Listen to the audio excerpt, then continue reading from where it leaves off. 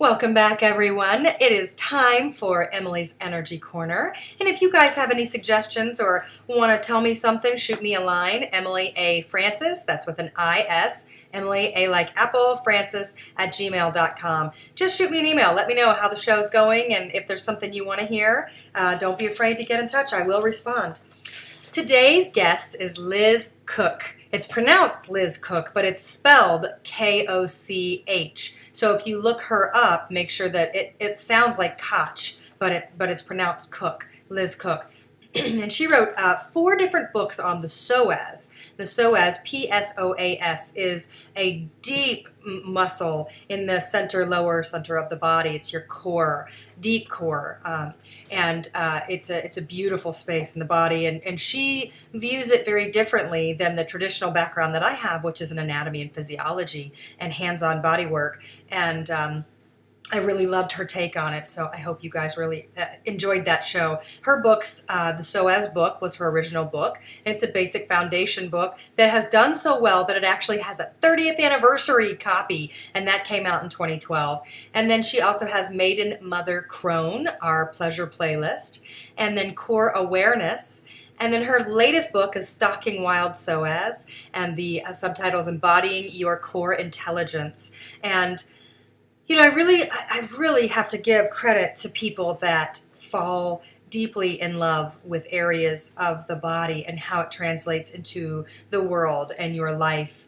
And I wanted to show you just really quickly, if you're looking at the video, don't forget that Emily's Energy Corner does come up on YouTube every week under Emily A. Francis Books.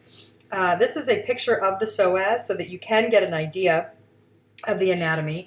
And if you're just listening on the show, then just look it up, P-S-O-A-S. There's a ton of anatomy pictures. Just look up images.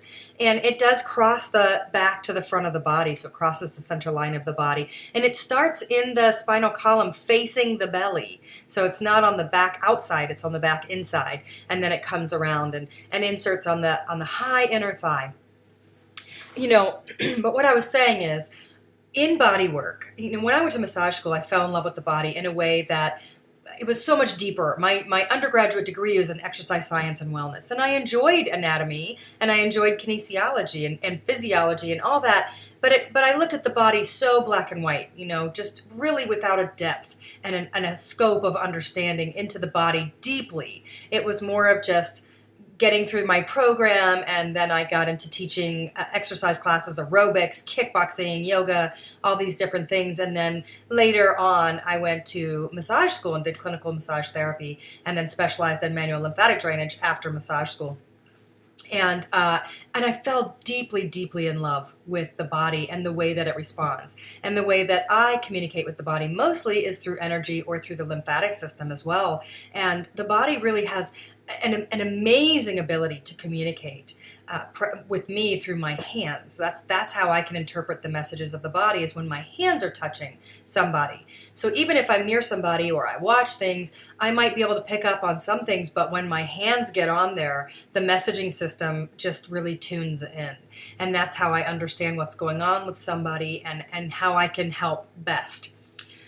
When I'm around people that understand the body in a deeper way, it's like my soul opens up. And I love Liz's awareness of the psoas, because she looks at it, you know, I look at it as a muscle. I still look at it as a muscle. She was saying she doesn't even interpret it as a muscle, that it's soft tissue and it's flowing and it's very luscious, and we want to keep it lubricated. And I so appreciate that, because I still look at it through a clinical lens, understanding the emotional depth, or at least touching on understanding the emotional depth. I feel like she has a relationship into this area of the body beyond anything that I've actually experienced in real life with people that I've worked with other instructors and other people that teach these sorts of things. So that was really eye-opening, and it makes me want to go take her classes.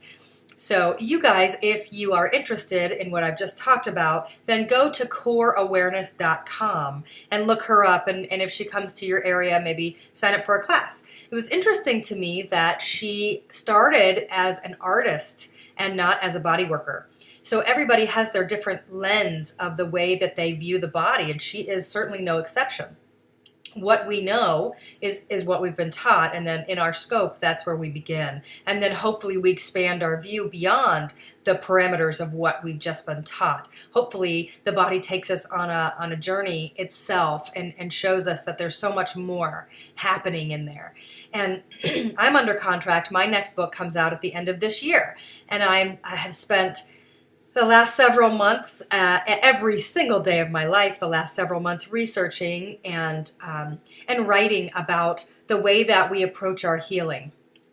Because the way that we approach our healing is so varied, and it can be really narrow in your search, and it is limiting, or it could be really wide, and sometimes it can even be too wide, to be honest. When we approach a shift in our life, or a healing shift, when we know that something needs to change in our life and in our body, we can get really fixated on just the physical body. But the truth is that the subtle layers of the body, where the energy and the emotions live inside the tissues of the body, is a very, very complex and incredibly important piece of the healing puzzle. And without understanding those levels and those layers and treating those aspects, we limit the ability to have lasting and sustainable changes in our life. So I think a lot of people look through that single lens into how do we look and how's our body supposed to look, and how and that is a picture and a image of health. But really, deep health and wellness, life wellness, lives in every layer and every cell of our body, in these soft tissues and in the deep tissues and in the bone and in the marrow and in the energy that runs through our bodies, the energy that runs out of our bodies, that emanates from our bodies. Those things all need to be taken into consideration when we approach a level of healing that can give us a true and incredibly blissful quality of life. So I think that's really important, that we look deeper when we are approaching any sort of level of healing.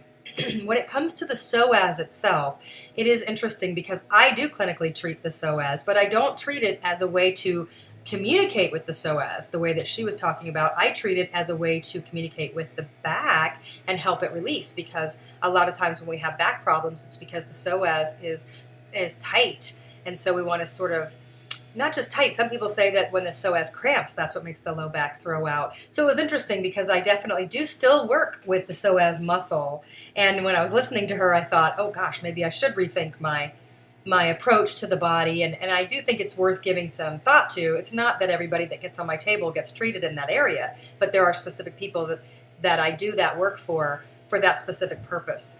So it was interesting. Anyway, you guys, I hope that you make it a great week for yourself, and if you are looking to shift something in your life, do take a look at the deeper levels of your body. Shoot me a line and let's see where we can go with it. I hope that you guys have a wonderful week, and you've been listening to All About Healing. Thanks for being here. Take care, everyone.